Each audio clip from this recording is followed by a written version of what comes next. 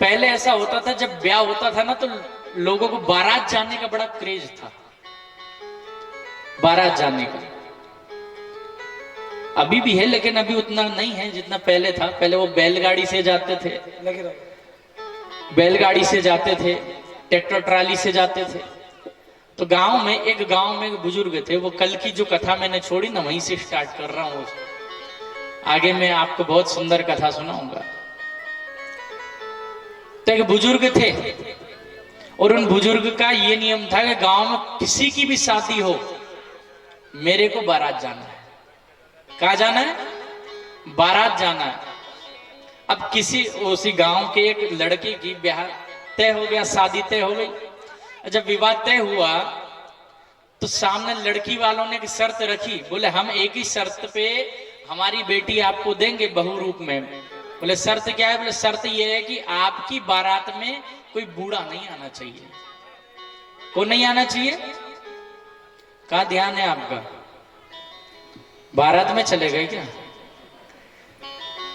तो हम अपनी बेटी आपको तभी देंगे जब आप बारात में किसी बूढ़े को नहीं लाओगे, ये हमारी शर्त है। बोले ठीक है। तो गांव के सब बूढ़ों के हाथ जोड़े, भैया नाना को इतना दिन से मांडो नहीं हुई रहे हो, तो अब मांडो हुई रहे हो तो कम से कम तुम दया करो, तब मत जाओ।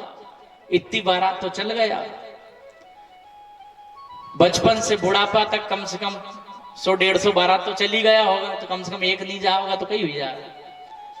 तो सबको समझाया तो सब बूढ़े मान गए, लेकिन कुछ बूढ़े बड़े हठी होते हैं, रोटी छोड़ दे भी, यदि उनकी बात नहीं मानो ना, मैं तो खावी नहीं ले जा। अकेले और उच्च कोटि थाली फेंक दे महाराज। शेख डोकराबा बोले नहीं, रिकॉर्ड नहीं टूटना चाहिए।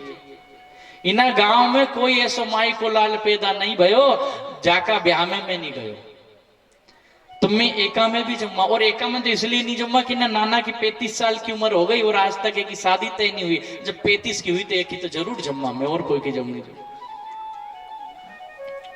अब माने ही नहीं, बोले डोकरावा चली गया तो फिर उनंग से शादी कैसे होगी? फिर भी बोले चलो। तो पहले के जमाने में बैलगाड़ी जाती तो बोले पीछे के जो 2-3 बैलगाड़ी होगी, बोले बहू के लिए जो सामान ले जाते हैं, बोले उसी में डोकरावा के थोड़ा बैठा के वो सूटकेस वगैरह पेटी वेटी रख देंगे। पहले पेटी जाती थी ना वो पतरे वाली, बोले दम जमा देंगे तो वो दिखेगा नहीं किसी को। गए, बारात जाती थी तो भैया काकड़ पे पहुंची। काकड़ समझो कि नहीं समझो? हाँ समझ गया होगा काकड़ तो के। तो काकड़ पे समझ, अब यह समझ लो माने ढांचे बन में आनो तो विकासनगर चौराहे तक पहुंच गई। तो उसके बाद जब आगे आई तो जो सबसे पहले घर था वही व्यवस्था थी, बोले चाय नाश्ता करवाओ इनको। चाय नाश्ता करवा रहे थे तो गांव के लोगों ने जिनकी बेटी थी एक को भेजा, बोले जाके देख के कोई डोकरावा तो नहीं आया ना। तो भैया जाके देखने लगा एक बैलगाड़ी में, तो सब बैलगाड़ी में देखा, बोले कोई बुजुर्ग नहीं है। आखिर की 2 बैलगाड़ी में तो सामान भरा था, देखे उनको तो देखा नहीं जाके महाराज। और जब नहीं देखा और जाके बोला कि डोकरावा नहीं आया, तो लड़की के बाप ने दूसरी शर्त रखी। पहली शर्त क्या थी? पहली शर्त थी कि बारात में कोई बूढ़ा नहीं आएगा। अब दूसरी शर्त यह है कि अब बेटी चाहिए, बहू चाहिए। तो एक ही शर्त है, अपना कौन सी नदी है आगे? छिपरा।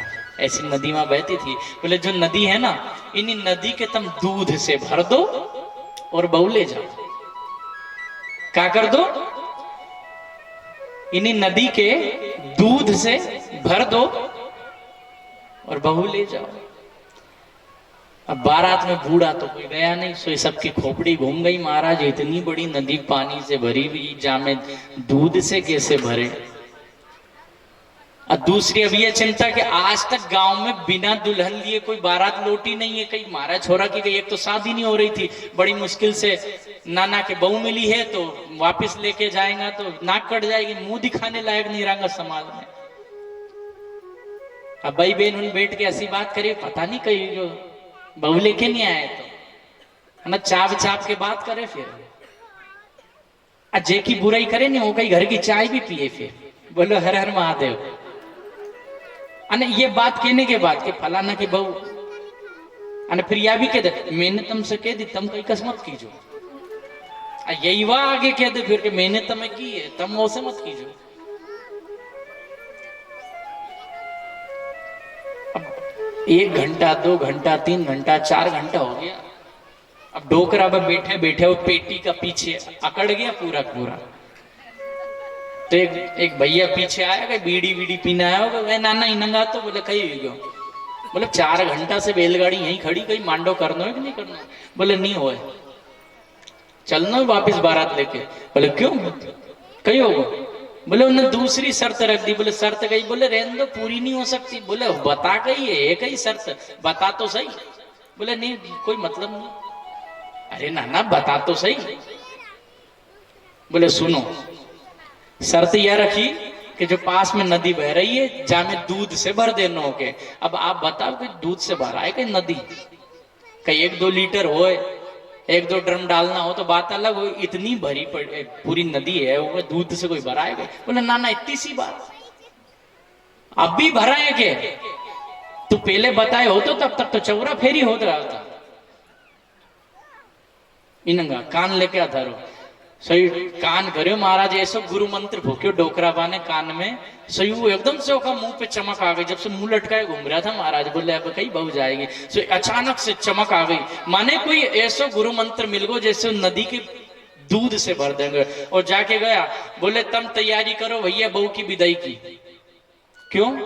बोले तुम्हारी नदी के दूध से भरांगा। बोले दूध से भर दोगे? बोले हाँ भर दूंगा, लेकिन हमारी भी एक शर्त है। तुमने शर्त रखी कि दूध से भर दो नदी के, तो हमारी भी एक शर्त है। बोले शर्त कही है? बोले दूध से तो हम नदी के भर देंगे, लेकिन पानी से कौन खाली करेगा? तुम्हारा बाप। जो नदी है दूध से तो हम भर देंगे, लेकिन इन्हीं नदी के पानी से कौन खाली करेगा?